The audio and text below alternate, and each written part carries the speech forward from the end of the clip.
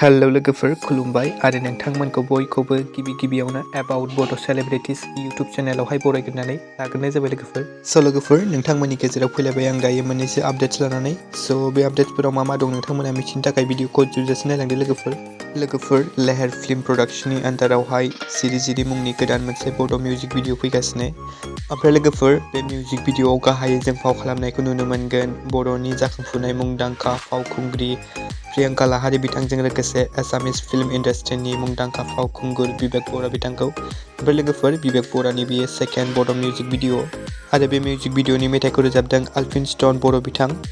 लोगोफोर सेकेन्ड आपडेटआव दं जोंहा बर'नि मुंदांखा फावखुंगुर सिद्धार्थ बर' बिथांनि गोदान मोनसे एसामिस मुभि फैगासिनो। बे मुभिनि टाइटेलानो जाहैबाय जय हनुमान।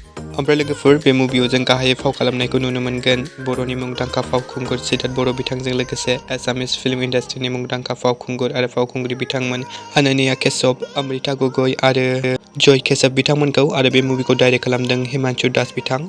स' लोगोफोर दिनैनि सर्ट आपडेटआ बेनोमोन। ओमफ्राय लोगोफोर नोंथांमोना विवेक बरा आरो प्रियंका लाहारी बिथांमोननि गोदान मोनसे बड' मिउजिक भिडिअखौ नायनो थाखाय बेसेबां एक्साइटेड जानानै दं कमेन्टआव खोन्थाहरबानो जाबाय।